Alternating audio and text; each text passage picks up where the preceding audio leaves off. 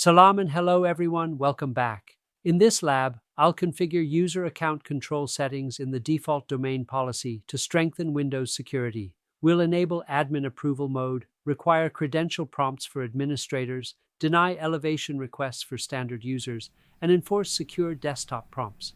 These user account control settings help prevent unauthorized changes, protect against malware, and add another layer of defense in enterprise environments. Let's get started and lock down these policies.